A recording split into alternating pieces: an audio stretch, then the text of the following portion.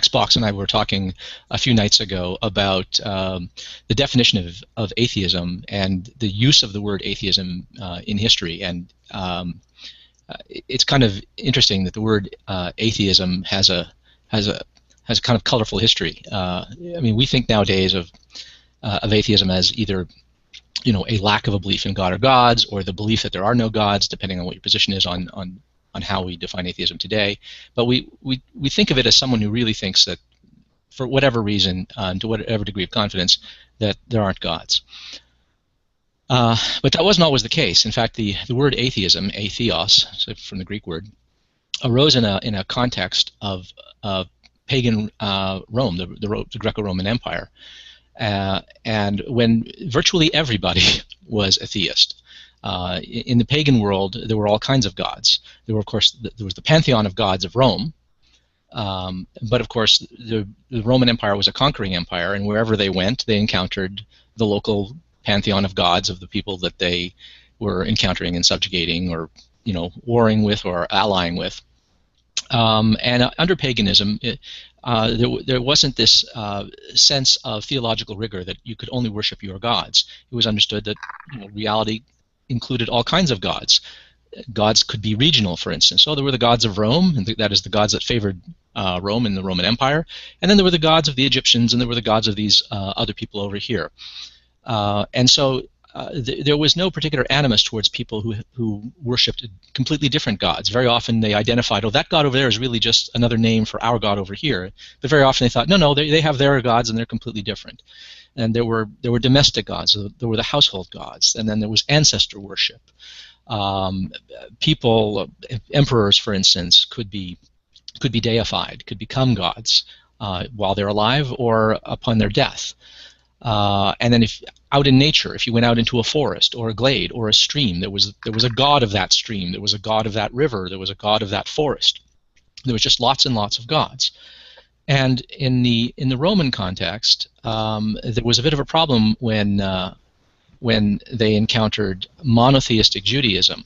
Here was an ancient religion that they recognized to be an authentic and ancient religion that was worthy of some respect, but these people only worshiped one god, and it took some time for the Roman Empire to sort of accommodate itself to the idea of monotheism, that there was a group of people who would only worship one god, and really what they required was that of these people who would only worship one god was that they make certain obeisances to the Roman gods. So, for instance, you would take a pinch of incense and throw it on the fire, for instance, and that would appease the gods. And worship in the ancient pagan world was somewhat different. It revolved less around dogmas, and it revolved a little bit more around civic duty and obeisance to the gods that protected you. The gods of Rome were the gods that oversaw Rome and kept a protective hand on it. And they had to be appeased. They had to be propitiated.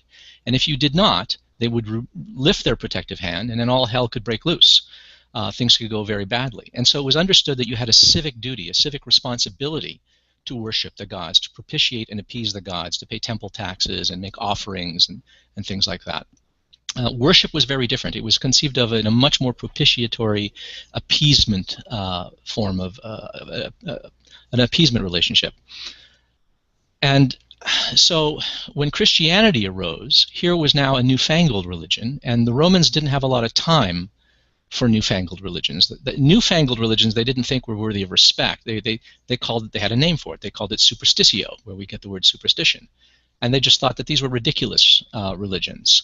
They were made up, and they were not real, and they were not worthy of respect, and you didn't have to make accommodations because these were not real religions. And so Christianity, when it first emerged in a Roman context, was seen as a superstition, something just like a frivolous new cult that arose, and they had no time for it. And Christians, though, those earliest Christians in the first couple of centuries were rather recalcitrant in that they refused, at least a lot of them did, refused to propitiate their gods, to throw even a pinch of incense on fire. Now, of course, some did, but many didn't.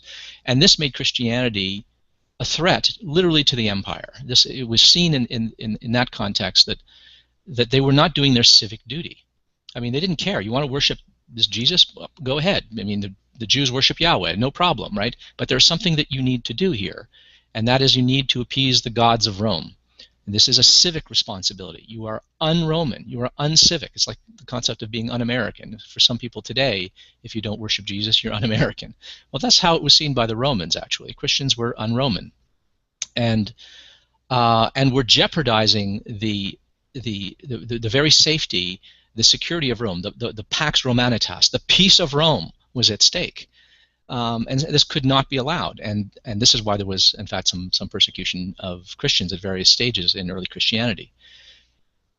All of this sort of build to the point that the word that was applied to Christians was that they were atheos, that they were atheists.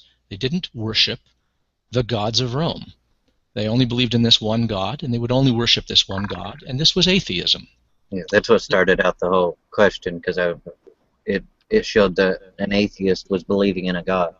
Yeah, I wonder, actually, if there's a passage in Psalms that's quoted quite often. I wonder if they meant something similar, like these other people who do not worship our God, when they refer to, the fool is set as in heart, that whole line from Psalms.